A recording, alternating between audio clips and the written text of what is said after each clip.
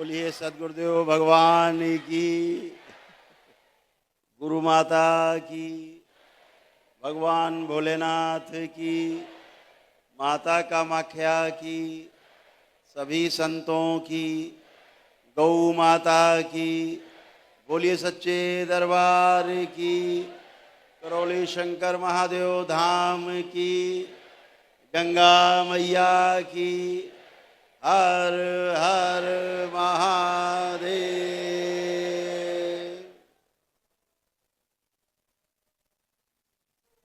दरबार में आप सभी का बहुत बहुत स्वागत है। जगह छोटी पड़ रही है, जगह छोटी पड़ रही है।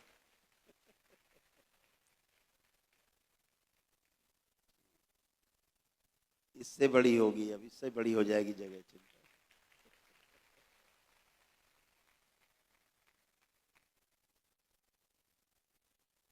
जब इस हॉल का निर्माण हो रहा था, इस दरबार का, गड़बड़ कैसे हो, इसका कम ज्यादा कैसे हो?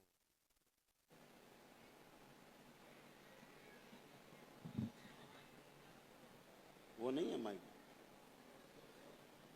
गॉडलेस ओम। जब इस हॉल का निर्माण हो रहा था, बन रहा था, ये सब फर्श में पत्थर वगैरह नहीं लग पाए थे, तो हम बाहर खड़े बात कर रहे थे कि चलो इतना बड़ा हॉल तो बन गया कि अब 20 साल तक छुट्टी रहेगी, इतने लोग रहेंगे कि आराम से बैठ जाया करेंगे।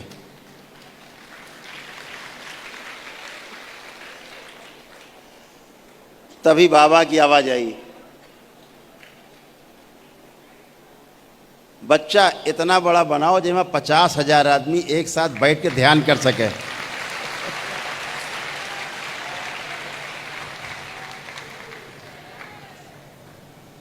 जिसमें 50,000 आदमी एक साथ बैठ के ध्यान कर सके। तो हम क्या शायद ही 50 साल आगे की बात कर रहे हैं। जो रहेगा बनाएगा, जो महारथी बीच से निकलेगा खुद ही बनाएगा, जिसके हाथ में जिम्मेदारी होगी। बनते बनते ये तैयार हुआ उस हालत में कि नीचे भी कच्ची मिट्टी थी और यहाँ ऊपर भी कच्ची मिट्टी कूट के तैयार थी, यानी बैठ सकते थे। नीचे दरी हरी और नीचे मैट बिछा करके बैठने लायक बनाया गया। पहले ही दिन ये हॉल भरा था पूरा। तब तो पीछे बैठते थे, तब पीछे कुछ था नहीं, ये सब भरा था पूरा। ऊपर बाहर वो हॉल भरा, माता का दरबार भरा, और बाहर इतनी भीड़ की अंदर समा नहीं रही थी, केवल खोपड़ी खोपड़ी दिख रही थी। पहले दिन ही फेल हो गया।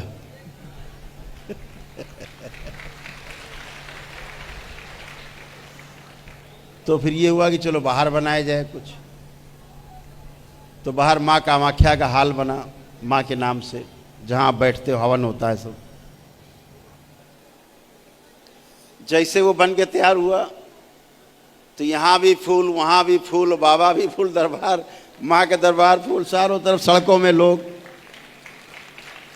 तो हमने हाथ जोड़ लिए बाबा से, हमने कहा कि आपने जो कहा था कि 50,000 आदमी एक साथ बैठे, अब उसके लिए हम जगह तलाश रहे हैं, वैसा ही बनाएंगे अब हम। अब ये बस का नहीं, बनाने के पहले ही फुल हो जाता है, कम लगने लगता है, जगह कम लगती है।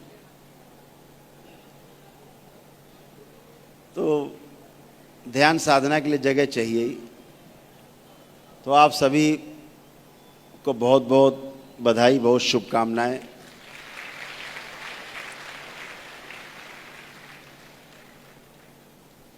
बहुत अच्छा लगता है आपको देख के। आपको जिस तरह देखते हैं, जिस हालत में देखते हैं। बचपन में मैं हाई स्कूल में था, तो कितनी आग थी अंदर, आग। हमारे घर में कोठरी थी सबसे पीछे, अंधेरी कोठरी, एकदम अंधेरी, जिसमें डराया जाता था बचपन में अंदर भूत है।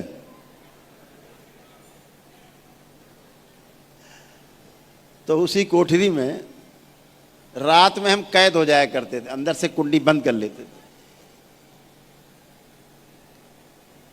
और रात रात भर जो पता था, जो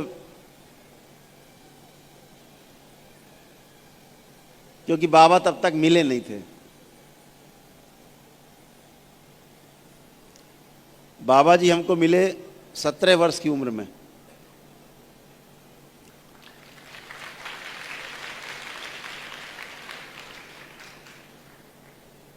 आप लोगों से हम थोड़ा सौभाग्यशाली ज़्यादा हैं कि बाबा हमें शरीर में मिले।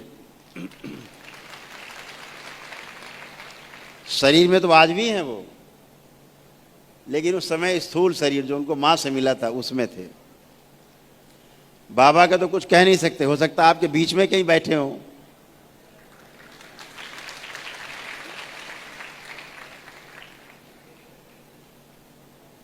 जिनकी आंखें होंगी वो ढूंढ लेंगे, पहचान भी लेंगे। बाबा आपको कहीं भी मिल सकते हैं। तो उस भूत वाली कोठरी में हम बैठ के रात में कुछ किया करते थे। सवेरा हो जाता था पता नहीं, तब एक स्टूल रख के और स्टूल पे एक टेबल फैन आते थे पहले, टेबल फैन। वो टेबल फैन रख के आगे उसका जो सेफ्टी जाल होता ना, जिससे कि कोई उंगली ना डाल दे बच्चा, वो नहीं था उसमें। तो वो चल रहा था, वो हवा देता था और हम अपना बैठ के कार्यक्रम करते रहते थे। एक लंगोटा पहन के, एक लंगोट। और जब घर से बाहर निकलते थे तो मेरे हाथ में गंगा जल होता था, आगे इतना छिड़कते थे, उतने पे चलते थे, उससे आगे नहीं। जितनी दूर गंगा जल के छींटे जाते थे उतने पे ही चलते थे हम, उससे ज़्यादा पे नहीं चलते थे, फिर लौटाते थे। ऐसा पागलपन था, मोहल्ले वाले कहते थे पागल हो गया। अच्छा हुआ कि हम बचपन में ही पागल हो गए हैं।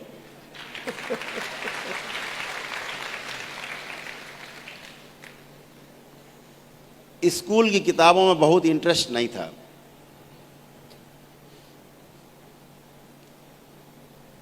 हाई स्कूल तक बहुत इंटरेस्ट रहा। गणित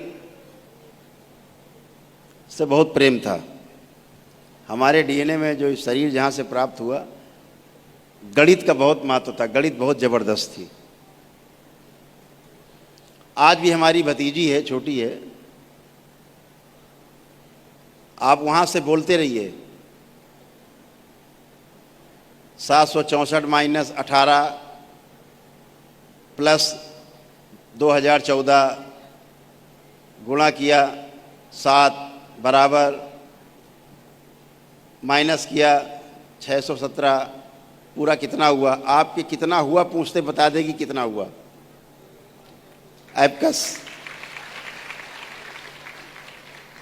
हम बच्चों को वीडियो दिखा रहे थे उसका, कल ही दिखा रहे थे इन बच्चों को वीडियो उसका, कि उसकी टीचर पूछती जा रही है और वो हवा में हाथ करते ऐसे ऐसे करके और बता रही इतना हुआ, फाइनल इतना हुआ। तो डीएनए में गणित वाला कुछ है जुगाड़। तो गणित हमारा सबसे पसंदीदा विषय था। ऐसे जैसे बच्चे खेलते खिलौने से, ऐसे हम गणित से खेलते थे।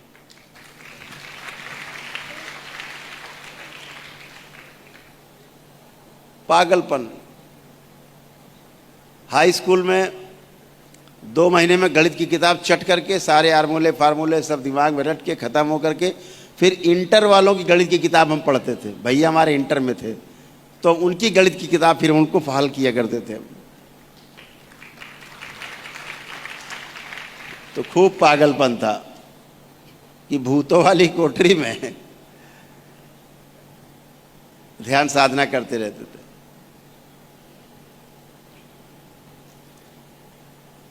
तो आपको देख करके याद आती है कि बहुत जुनून था, बहुत जुनून था।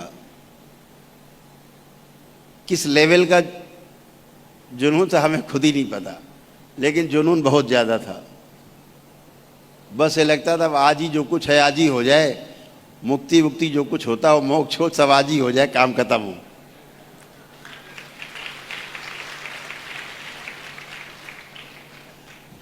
हमारे जो गुरु भाई मित्र होते थे उस समय वो शर्त लगाते थे, कहते थे चलो घर छोड़ेंगे। पहले यही बातें मूर्खता वाली हुआ करती थी, घर कब छोड़ोगे, पहाड़ में कब चलोगे, जंगल में कब चलोगे छोड़ छाड़ के। मैं कहता था अभी चलो, अभी चलो, यहीं से उठो। कह रहे तैयारी तो कर ले, तो हमने कहा तो फिर नहीं जा पाओगे तैयारी में न तुम जा पाओगे न हम जा पाएंगे, अगर जाएंगे तो तुरंत अभी। हमारे बाबूजी पनामा सिगरेट पीते थे। उस टाइम में पनामा 20 सिगरेट की डिब्बी एक आती थी, पनामा सिगरेट। पुराने लोग जानते होंगे पनामा, जानते हैं कुछ लोग हैं, जानते हैं कुछ लोग, हाथ उठाएं पनामा जाने। बहुत सुंदर, बहुत शौकीन लोग हैं यहाँ अच्छा है। पनामा सिगरेट पीते थे।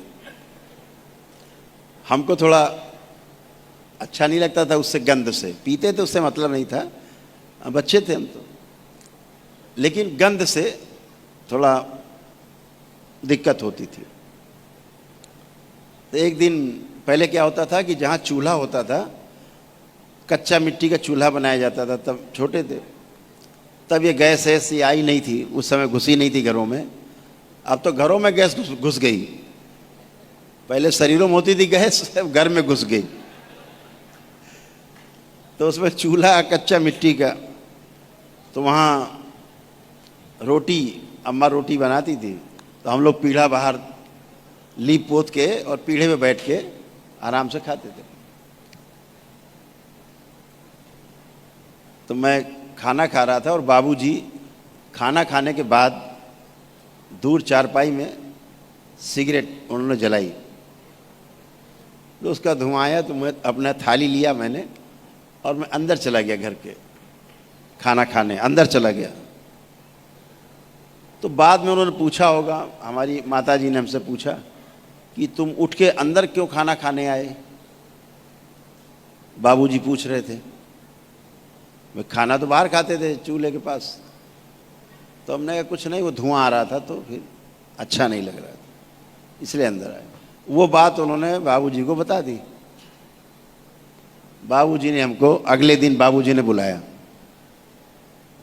और हमसे कहा कि ये जो सिगरेट है, ये डिब्बी और लाइटर था उनके पास, एक पुराना पहले पीतल का लाइटर होता था, ऊपर निकील चढ़ी रहती थी, वो खच खच खच कई बार जलाओ तो जलता था। एक बार उसमें पेट्रोल की फुरहरी रुई में लगा के पीछे लगाई जाती थी, बंद खच खच खच, जैसे गाड़ी कई बार स्टार्ट करो नहीं होती थी, ऐसे लाइटर भी करता था पहले अब तो गाड़ी एक ही बार में सब स्टार्ट हो जाती है। पहले हम लोग पास जीपे थी, खे खे खे खे खे खे खे खे खे खे खे खे खे खे खे खे ऐसे किया करते कभी कभी लोग बैठे होते थे, उतरो भैया धक्का लगाओ, ये भी करना पड़ता।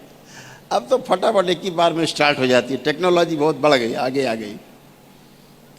तो उन्होंने कहा ये लाइटर और ये जो सिगरेट है डिब्बी, इसको बाहर नाली में फेंक आओ। तो मैंने कहा लगता है अम्मा जी ने बता दिया है बाबूजी को, अभी नाराज है।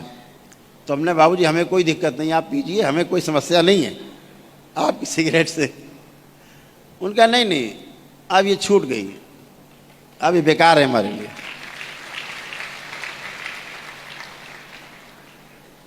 तो मैं खड़ा रहा, उन्होंने कहा बेटा फेंक आओ, इसको फेंक के आओ। तो मैंने सिगरेट की डिब्बी और लाइटर उठाया तो देखा मैंने डिब्बी में करीब आधी डिब्बी सिगरेट थी। तो मैंने कहा बाबूजी आधी डिब्बी बची, आप पी लीजिएगा फिर छोड़ दीजिएगा। बोले नहीं नहीं, अब वो छूट गई, अब इसको फेंक आओ, अब हम पी नहीं सकते। तो मैं गया बाहर, सिगरेट नाली में फेंका और लाइटर जेब में डाला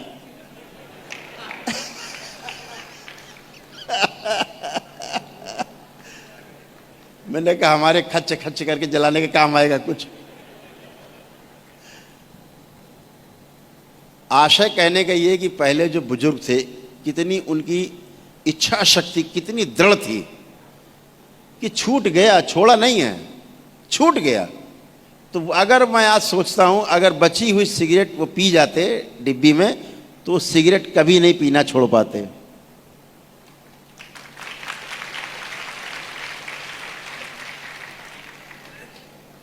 तो चलना है तो अभी चलो, तैयारी करके क्या जाना। नागराज जी जो हमारे आध्यात्मिक गुरु थे, तो जब उन्होंने घर छोड़ा अपना 1948 में, 1947 में जब घर छोड़ा जनवरी 47 में, तो उनकी फैक्ट्री थी, पेंसिल बनाने की फैक्ट्री भी थी, बड़ी बहुत बड़ा कारखाना था।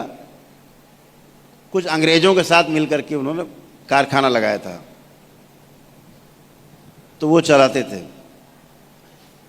उस पेंसिल का नाम भी नागराज पेंसिल था। पुराने लोग जानते होंगे नागराज पेंसिल आती थी पहले, उन्हीं के नाम से आती थी।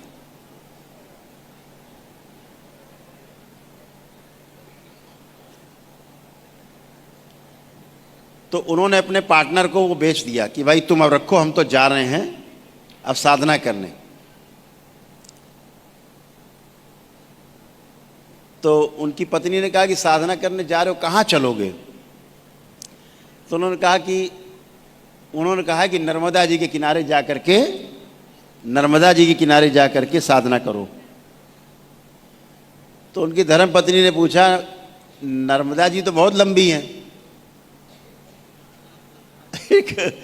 नर्मदा जी में कहाँ? तो उन्होंने कहा देखो हम बार बार पूछने नहीं जाएंगे उनसे। अब उन्होंने नर्मदा जी कहा है, तो जहां से नर्मदा निकलती वहीं चलते हैं, बात ही खत्म, तय हो गया। उनके जो मामा थे सगे, वो उनके गुरु थे। उनके मामा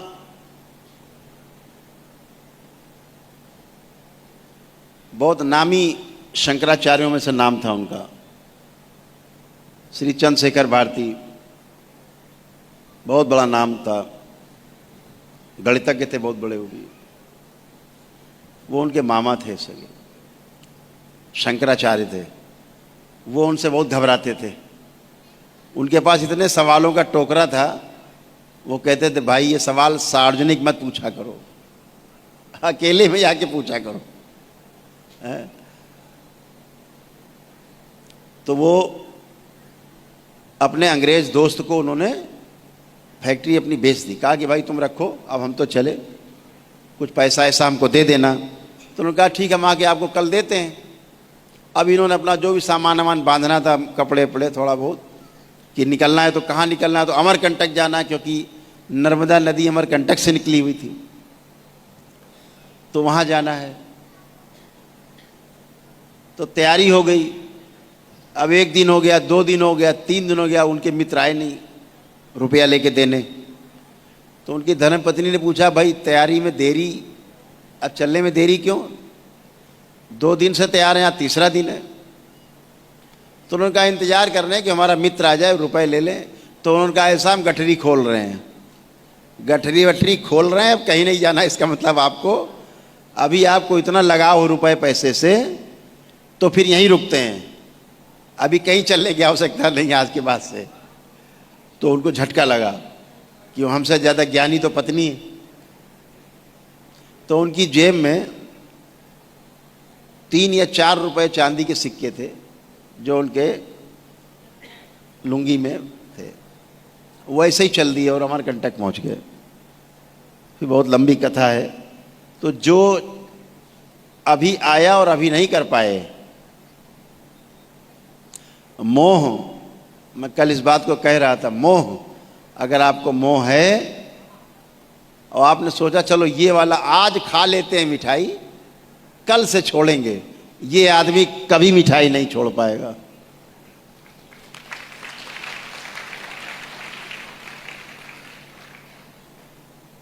जो सामने परोसी हुई थाली में मिठाई छोड़ दे, वही मिठाई छोड़ सकता है, ये ध्यान रखो। सोचे आज थाली की मिठाई खा लेंगे, कल से छोड़ेंगे, ये आदमी जिंदगी में नहीं छोड़ सकता। समझो इसकी इच्छा शक्ति बहुत कमजोर है। बहाने बना रहा है ये, अंदर के शरीर बहाने बना रहे हैं, पीछे पीछे बहाने हैं, सब बहाने। छोड़ना है तो भी छोड़ना है, नहीं तो कभी नहीं। ये वाला काम कर लें फिर छोड़ देंगे, नहीं छूटेगा, उससे आगे की डिमांड बनेगी।